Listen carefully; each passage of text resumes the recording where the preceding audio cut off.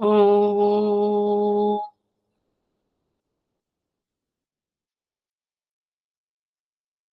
ఓం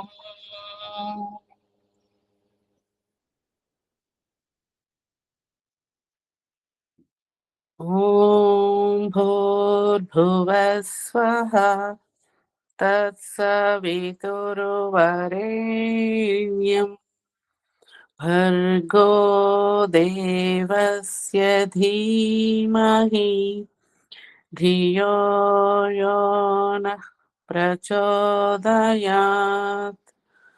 असतो मा सद्गमय तमसो मा ज्योतिर्गमय मृत्योर्मा अमृतङ्गमय.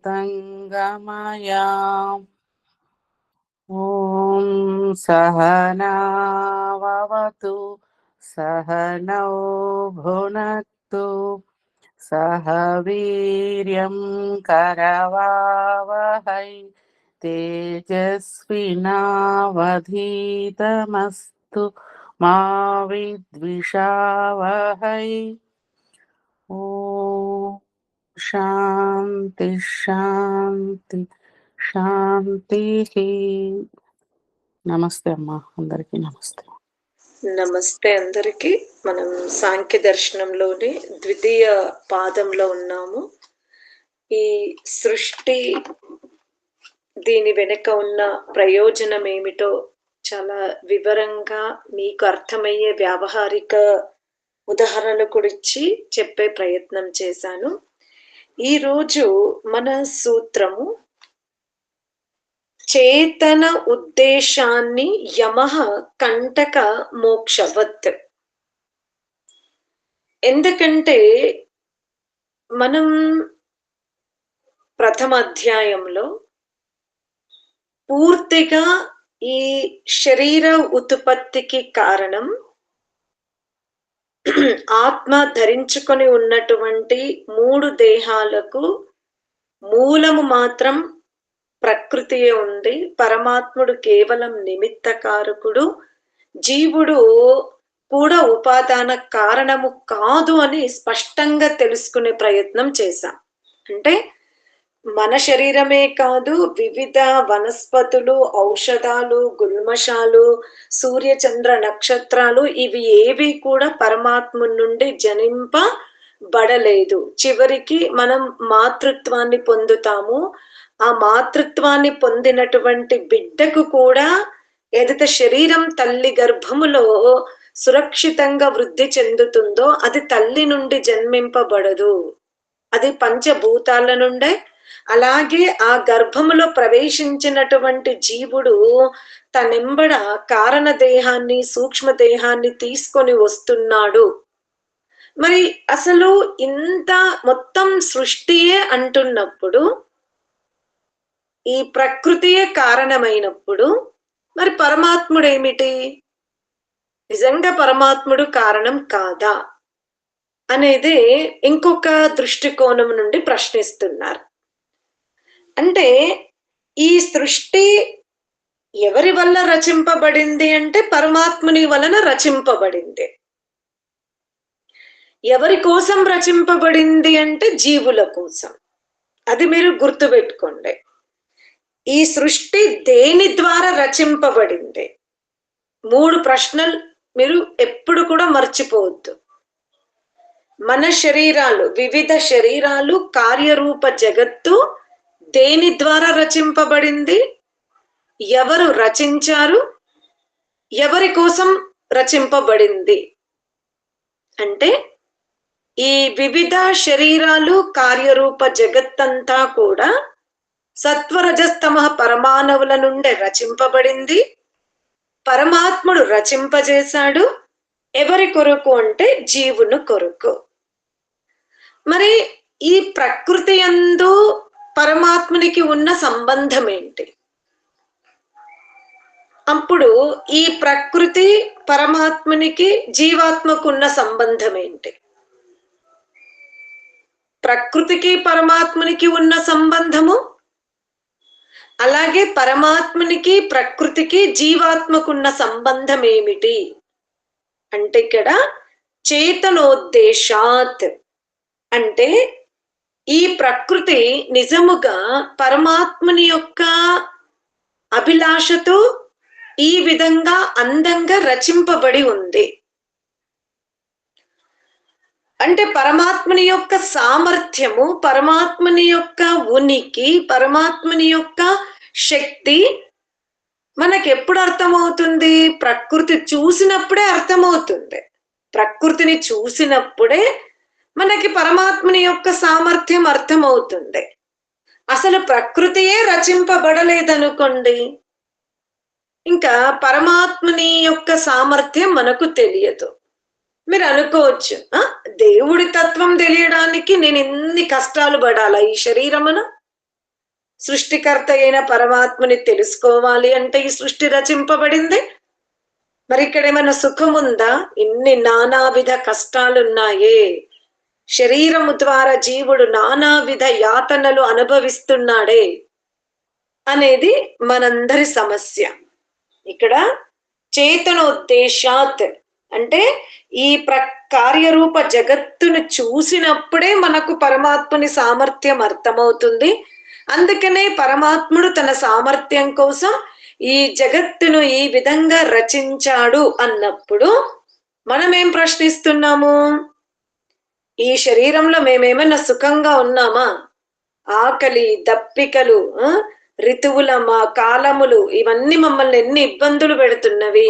భూకంపాలు, జలప్రళయాలు, అగ్నిగోళాలు, శరీర అవయవహీనములు, వివిధ దుర్భర వియోగాలు, ఆర్థిక సమస్యలు, కుటుంబ సమస్యలు, బంధువర్గ సమస్యలు ఇవన్నీ మేము ఎదుర్కొంటున్నాము.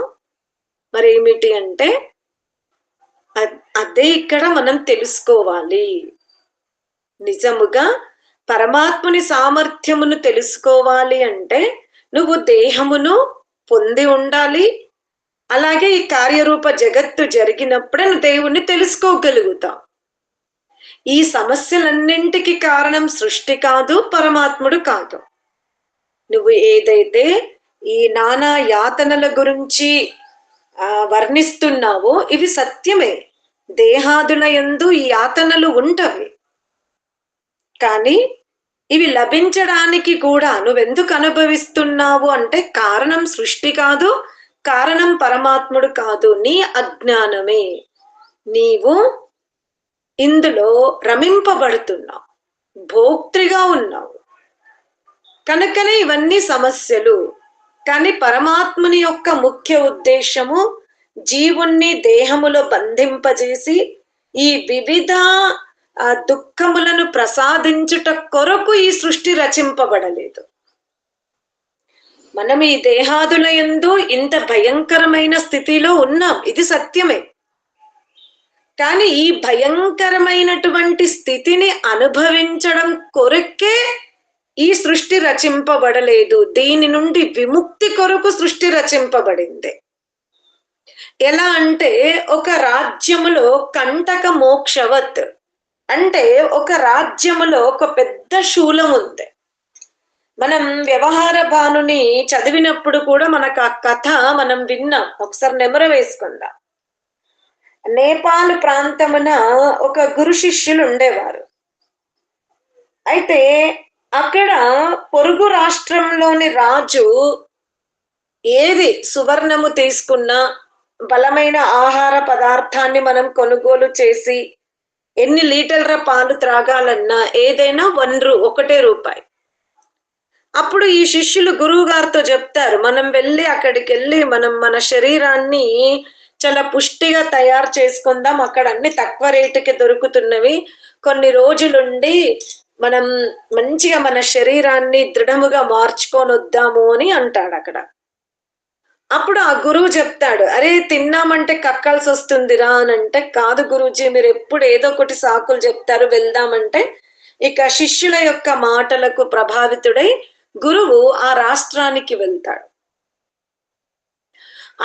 అంటే వాళ్ళు అక్కడ ఆ దేశములో ఉంటూ కొన్ని మాసములు అయిపోయినవి, వాళ్ళు చక్కగా పుష్టిగా తయారయ్యారు. ఎందుకంటే నెయ్యి, మీగడ అన్ని కూడా 1 రూపాయలు దొరుకుతున్నప్పుడు వాళ్ళు మంచిగా అవి కొనుక్కొని తిని బాగా మల్ల యుద్ధం చేసేలాగా శరీరాలను తయారు చేసుకున్నారు.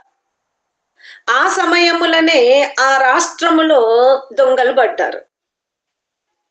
రాజు తన సైనికులను దొంగల్ని పట్టుకోమని రమ్మంటాడు.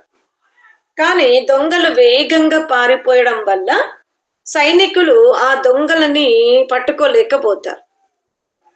అప్పుడు రాజు అంటాడు, లేదు, ఎవరినైనా ఇద్దరిని పట్టుకరండి అని అంటాడు. అప్పుడు వీళ్ళు వెతకగా ఆ గురు శిష్యులు కనబడతారు అక్కడ, వాళ్ళ రాష్ట్రంలోకి వచ్చినట్టుగా. వీళ్ళే కొత్తగా కొన్ని మాసాల నుండి ఉన్నారు కాబట్టి వీళ్ళే దొంగలు కావచ్చు అని ఎక్కువ శ్రమ లేకుండా నింద వేసి పట్టుకొస్తారు. మరి ఇప్పుడు గురువు రక్షింపబడాలి, శిష్యుడు కూడా రక్షింపబడాలి. నిజంగా అక్కడ అన్యాయంగా వాళ్ళిద్దరిని శూలం ఎక్కిస్తున్నారు. అప్పుడు వీళ్ళిద్దరు ఏం చేస్తారంటే, మనకు ఆ శూలమును ఎక్కించేటప్పుడు నేను ముందు ఎక్కుతా అని మనం ఇద్దరం యుద్ధం చేద్దాము. ఆ యుద్ధాన్ని చూసి ఎవరైనా చావడానికి ఇంత ఇష్టపడతారా అంటే, అప్పుడు కాదు, ఈ సమయాన, ఈ నక్షత్రమున, ఈ రోజు ఎవరైతే ఈ శూలం మీదకెక్కి తమ ప్రాణాలని సమర్పించుకుంటారో వారికి మోక్ష ప్రాప్తి కలుగుతుంది. అందుకనే గురువు నేను ముందెక్కుతానంటున్నాడు, శిష్యుడు నేను ముందెక్కుతున్నాను అన్నట్టుగా మనం ఆ విధంగా అక్కడ వాతావరణాన్ని ఏర్పరచాలి. వాళ్ళు అలాగే చేస్తారు.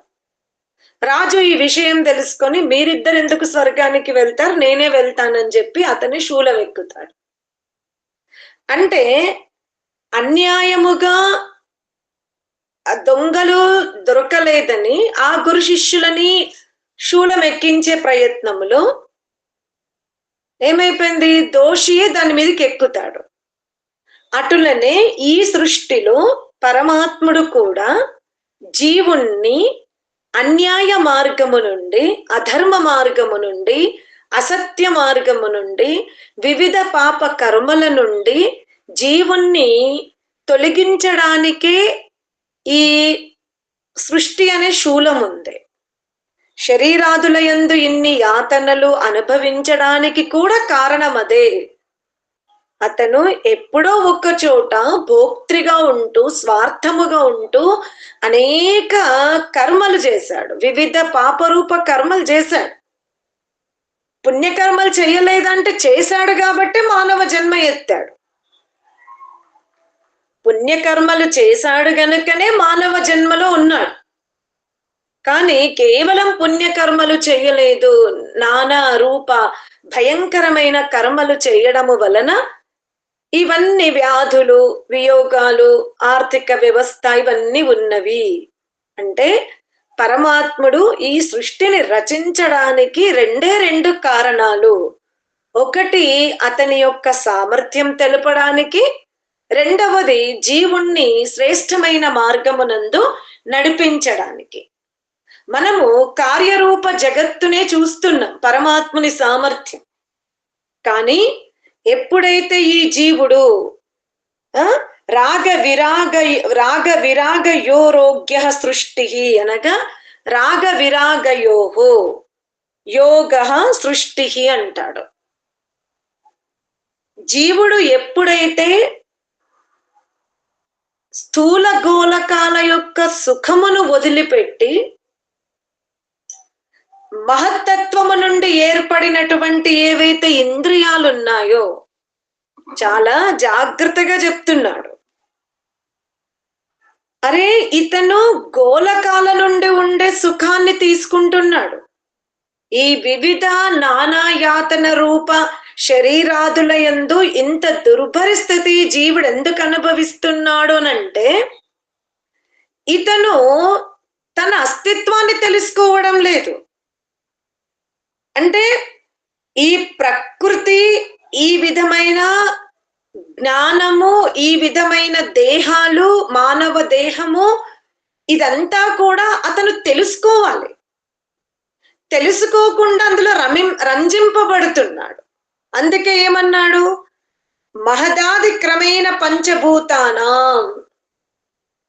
ఇక్కడ సూత్రంలో చెప్తున్నాడు, మహత్తత్వము నుండి ఏర్పడిన ఏవైతే తన్మాత్రలు ఉభయ ఇంద్రియాలు ఉన్నాయో ఆ తన్మాత్రల నుండి మహత్తత్వము నుండి ఏర్పడిన పంచ తన్మాత్రలు, మహత్తత్వము నుండే ఉభయ ఇంద్రియాలు నిర్మింపబడ్డవి.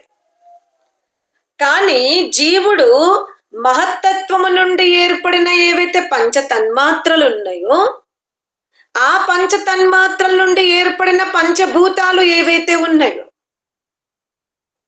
అంటే పంచ తన్మాత్రల్లో వాయు తన్మాత్ర నుండి, అంటే స్పర్శ తన్మాత్ర నుండి వాయువు అనే భూతం ఏర్పడింది. రస తన్మాత్ర నుండి జలం అనే భూతం ఏర్పడింది. రూప తన్మాత్ర నుండి అగ్ని అనే భూతం ఏర్పడింది. గంధ తన్మాత్ర నుండి పృథివీ అనే భూతం ఏర్పడింది. శబ్ద తన్మాత్ర నుండి ఆకాశం అనే భూతం ఏర్పడింది. జీవుడు ఈ తన్మాత్రల నుండి కాకుండా ఏవైతే మహత్తత్వము నుండి ఏవైతే ఇంద్రియాలు ఉన్నాయో, మహత్తత్వము నుండి ఏర్పడిన ఏవైతే ఏకాదశ ఇంద్రియాలు ఉన్నాయో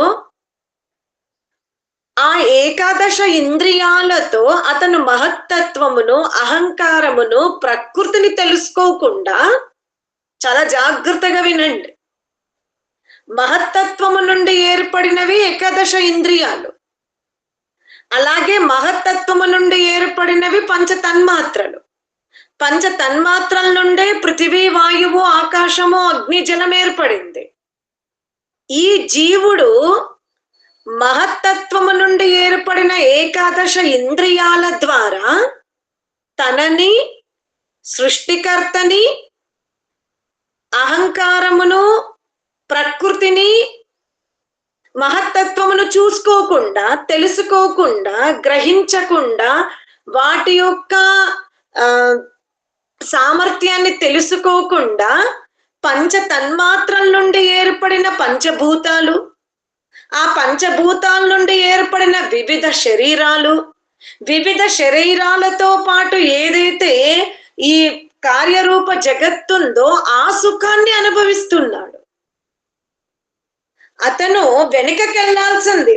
ఏదైతే ఏకాదశ ఇంద్రియాలు ఉన్నాయో ఈ ఇంద్రియాలని గుర్రాలతో అతను ఎవరి మీద రాజ్యం చేయాలి అంటే మహత్తత్వం మీద, అహంకారం మీద, ప్రకృతి మీద రాజ్యం చేయాల్సిన ఇతను ఈ ఏకాదశ ఇంద్రియాల ద్వారా పంచ తన్మాత్రల నుండి ఏర్పడిన పంచభూతాలు, ఆ పంచభూతాల నుండి ఏర్పడిన కార్యరూప జగత్తు యొక్క సుఖం చూస్తున్నాడు.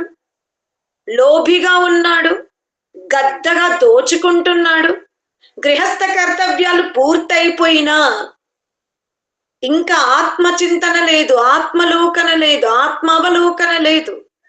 ఇంకా అతనిలో భోగ ప్రవృత్తి ఉంది. వ్యాధి వచ్చినప్పుడు, మిత్రులను కోల్పోయినప్పుడు, సన్నిధులను కోల్పోయినప్పుడు కాస్త అశువులను ప్రవహింపజేసి ఇంత దుఃఖమా, అయ్యో లోకమున ఇంత దుఃఖముందా, శరీరం ఇంత వేదన ఇస్తదా అని బాధపడుతున్నాడే తప్ప ఆ ఏకాదశ ఇంద్రియాల ద్వారా ఏదైతే జ్ఞానమును వికసింపజేసుకోవాలో అటువైపు ఇతనికి అవలోకన ఉందా? కేవలము అతనికి ప్రతికూల స్థితి ఏర్పడినప్పుడు రోధిస్తున్నాడు, ఆహా ఆహా అని చీత్కారం చేస్తున్నాడు. ఎప్పుడు? ప్రతికూల స్థితి. అదే ఈశ్వరుని అనుగ్రహముతోనో, మంచి ఆహారము లభించియో, వాతావరణ కాలుష్యము లేకపోతే పంచభూతాలు, నీరు, నిప్పు, నింగి, అన్న పదార్థాలన్నీ కూడా మంచిగా దొరికి ఉంటే 150 ఏండ్ల వయసులో కూడా అతనికి మరణం అంటే భయం ఉండదు. ఎందుకంటే శరీరంలో వ్యాధి లేదు, శరీరము బాలక శిశువులాగా ఉంది, మంచిగా ఉంది, సహకరిస్తుంది. అప్పుడు మృత్యు గురించి ఆలోచిస్తాడా? ధన సంపదన గురించి ఆలోచిస్తున్నాడా? ఎప్పుడైతే ఆ శరీరము ద్వారా వ్యాధి రూపములో దుఃఖం అనుభవిస్తున్నాడో అప్పుడు చిత్కారం చేస్తున్నాడు. ఒకవేళ ఆ శరీరము చాలా ఆరోగ్యంగా ఉంటే, అందులో ఏ వ్యాధి ప్రవేశించకపోతే, అతను అనుకున్నవన్నీ సక్రమముగా స్ట్రేట్ లైన్ అనే లైఫ్ ఉందనుకోండి, ఎంత విర్రవీగిపోతాడు. అది ఎందుకు ఇక్కడ వర్ణించడం లేదు నువ్వు? ప్రతికూల స్థితిని చూసి భగవంతుణ్ణి దోషిగా పెడుతున్నావే. కానీ జీవునకు అనేక సుఖాలు లభించినప్పుడు, అనేక ఐశ్వర్యాలు లభించినప్పుడు, దేహములో ఎటువంటి వ్యాధి లేకపోతే, అతను ఎప్పుడు కూడా ఎటువంటి వియోగాలను చూడకుండా సఫలీభూత జీవితము గడిపిన వ్యక్తిని చూడండి. అనుకూల స్థితిలో ఉన్నటువంటి వ్యక్తి ఈ సృష్టి ఎందుకు రచింపబడింది అంటాడా? అనడు కదా. అంటే ఇదే సత్యం. ఈ కార్యరూప జగత్తైన మోక్షమైన జీవుణ్ణి వికసింపజేయడానికే, జీవునికి ఒక జ్ఞానమును కలిగింపజేయడానికే, అతను కోరికలు తీర్చడానికి ఈ కార్యరూప జగత్తు ఉంది. పరమాత్మని యొక్క సామర్థ్యం కార్యరూప జగత్తుతో పాటు తృతీయే ధామన్, ఎవరైతే ధైర్యవంతులో, ఉపాసకులో, యోగులో, యోగముక్తులో, జీవనముక్తులో, వాళ్ళు ఎక్కడ విహరిస్తున్నారు? ఏదైతే ప్రళయరహితంగా ఉందో, ఏదైతే సృష్టి కార్యరహితంగా ఉందో, అక్కడ కూడా తృతీయే ధామన్, మరి జీవులు ఎంతో ఆనందాన్ని అనుభవిస్తున్నారే. మరి ఆ ఆనంద లోకములో ప్రవేశించాలి అంటే మరి ఈ కార్యరూప జగత్తు ఉంటేనే కదా జీవునకు వ్యత్యాసం అర్థమవుతుంది. జీవుడు తృతీయే ధామన్, మూడవ లోకములోకి వెళ్ళాలి అంటే జీవుల్లో ఉన్నటువంటి ఏదైతే క్షమత ఉందో, జీవుల్లో ఉన్నటువంటి ఏవైతే కోరికలు ఉన్నాయో అవి పూర్తి చేయడానికే కదా ఈ కార్యరూప జగత్తు ఉంది, మోక్షం ఉంది. కానీ నువ్వు ప్రతికూల స్థితి ఉంటే ఒకలాగా తీసుకుంటున్నావు, అనుకూల స్థితి ఉంటే ఒకలాగా తీసుకుంటున్నావు. అసలు మోక్షము గురించి కానీ, పరప్రాణి గురించి కానీ, అల్ప ప్రాణి గురించి కానీ ఎప్పుడైనా నువ్వు ఆలోచిస్తున్నావా అని అంటున్నాడు. ఆత్మార్థతత్వాత్ సృష్టేరేషమాత్మార్థారంభ. ఈ ప్రకృతి వలన ప్రకృతికి స్వార్థం లేదు, పరమాత్మనికైతే స్వార్థమే లేదు. ఈ ప్రకృతి ఎంత గొప్పది అంటే, జీవుడు పంచ తన్మాత్రల నుండి ఏర్పడిన పంచభూతాలు వివిధ కార్యరూప జగత్తు వైపు మొగ్గు చూపకుండా ఏకాదశ ఇంద్రియాల ద్వారా ఇక మిగిలింది ఒకటి మహత్తత్వమును, అహంకారమును ధ్వంసం చేసుకుంటే అతను మూడవ లోకానికి వెళ్తాడు. అతని ప్రయోజనం కోసం ప్రకృతి ఉంది. లేదా నేనెందుకు ఈ మహత్తత్వము నుండి ఏర్పడినటువంటి ఈ ఉభయ ఇంద్రియాలు ఉన్నాయో, నేను వీటి ద్వారా నేనెందుకు తృతీయ ధామంలోకి వెళ్ళాలి, నేను ఇక్కడే ఉండి వివిధ సుఖాలు అనుభవిస్తాననుకుంటే కార్యరూప జగత్తుంది, అనుభవించు, ఎవరొద్దనరు. కానీ కార్యరూప జగత్తున తప్పకుండా మరణాలుంటవి, ఆకలి దప్పికలు ఉంటవి, పంచభూతాల యొక్క వాటి ఒత్తిడి అంటే భూకంపనాలు ఉంటవి, దుర్ఘటనలు ఉంటవి, అవమానాలు ఉంటవి. దీనితో పాటు నీ యొక్క స్వార్థం కొరకు ఎక్కడైనా నువ్వు ఈ కర్మ చేసి ఉంటావు, ఆ ఫలము కూడా అనుభవించడం ఉంటుంది. అంటే ఈ ప్రకృతి కేవలము నీ యొక్క ప్రయోజనాన్ని పూర్తి చేస్తుంది, దానికి అందులో స్వార్థము లేదు. పరమాత్మనకు కూడా స్వార్థము లేదు. దిక్కాలావాకాశాదిభ్య. మనం ఏం చేస్తున్నాం, సంధ్యా మంత్రాలలో కూడా తూర్పు తిరిగి, మామూలుగా పౌరాణికములో తూర్పు తిరిగి దండం పెట్టుకో అంటారు. అలాగే శ్మశాన వాటికలో కూడా మాతాపితరులు లేదా బంధువులు అంటే ముఖ్యంగా మాతాపితరులు వియోగం చెంది అంటే మరణించినప్పుడు వారి దేహాన్ని దగ్ధం చెయ్యాలి అంటే ఎవరైతే పుత్రుడు అంటే శేషులు అని శాస్త్రం చెప్తుంది. ఎవరైతే పుత్రుడున్నాడో అతను నిప్పు పెట్టాలి అంటే ఎంత అజ్ఞానం వ్యాపించి ఉంది అంటే ఆ వెనక నుండి ఎడమ చేతితో పెట్టిస్తారు. చూడొద్దు చూడొద్దు అంటారు. అంటే పరమాత్ముడు ఒకవైపు ఉన్నాడా? అదేమన్నా చూడొద్దు అని అంటున్నావు, అదేమన్నా అధర్మ కార్యమా? ఎంత అజ్ఞానం వ్యాపించి ఉంది. అరే ఎవరి వలన ఈ శరీరము లభించిందో ఆ తల్లిదండ్రులు స్థూల దేహాన్ని వదిలిపెడితే వేదోక్తంగా భస్మం చేస్తున్నాము సుగంధ ద్రవ్యాలతో. దాన్ని నరమేధ యాగంగా భావించి కుడి చేయితో పుత్రుడు ఎదురుగా ఉండి నిప్పు పెట్టొద్దంట, వీపు పెట్టమంటారు. లేదు చూడొద్దు, ఎడమ చేయి పెట్టు, నువ్వు మళ్ళీ ఇటువైపే చూడకంటారు. ఏం జరుగుతుంది అంటే ఇప్పుడు అతను తండ్రి ఒకవైపు ఉన్నాడు, తండ్రి దేహం ఒకవైపు ఉంది, చితి ఒకవైపు ఉంది, ఆయన ఇంకోవైపు చూస్తున్నాడు అంటే ఆ భస్మం జరగట్లేదా? జరుగుతుంది కదా. అరే ఈ తూర్పు కానీ పడమర కానీ ఉత్తరము కానీ దక్షిణము కానీ ఇది నీ జీవన విధానానికి ఒక వ్యవస్థగా చెప్పబడి ఉంది. సూర్యకాలానికి వ్యవస్థగా ఉంది. నిజంగా నీలో తూర్పు అంటే ఇది నువ్వు జ్ఞానమును వెలిగించుకుంటున్నావంటే నీవు తూర్పు వైపు యాత్ర చేస్తున్నావు. నీవు ఆహార పదార్థాలను భుజించుకుంటూ తమోగుణ ప్రవృత్తితో ఉన్నావంటే నువ్వు పశ్చిమం వైపు ఉన్నావు. నీవు జీవితములో నిరంతరము కేవలము ధన సంపాదనను లక్ష్యంగా పెట్టుకున్నావంటే నువ్వు దక్షిణం వైపు ఉన్నావు. నువ్వు ఆ ధనాన్ని లోక ఉపకారం కోసం ఉపయోగిస్తున్నావంటే ఉత్తరం వైపు ఉన్నావు. అంటే తూర్పు యొక్క సామర్థ్యం ఏంటి? ప్రకాశం. ఉత్తరం ఏంటి?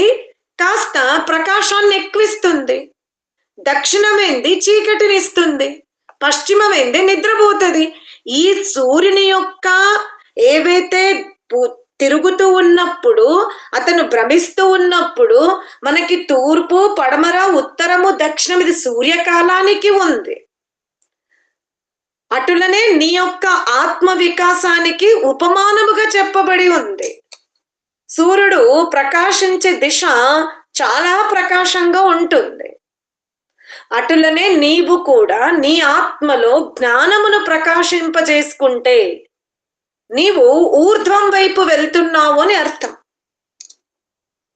నీవు కేవలము తింటా త్రాగుతా చాడీలు చెప్తా ఇతరులను ఇబ్బంది పెడతా వండుకుంటా వంట వార్పులే నా లక్ష్యము, దానికోసమే నేను మరణ పర్యంతం ప్రయత్నిస్తా, ఎప్పుడేం తినాలి, ఏ హోటల్లో బాగుంది, నేను సంపాదించాలి, హోటల్ ఫుడ్ తినాలి, ఖర్చు పెట్టుకోవాలి, అందులో ధర్మము లేదు, అగ్నిహోత్రము లేదు, ఒక వృద్ధుడికి ఆహారము లేదు, పాపం పేదవాడికి వస్త్రదానము లేదు, ఒక నిరుపేద కన్యకు విద్యాదానం లేదు, కేవలం ధనార్జన చేస్తున్నాం, శని ఆదివారాలు సుఖపడుతున్నాం. అదేంటి అంటే నీవు పశ్చిమ వైపు ఉన్నావు, అంటే చీకటి వైపు.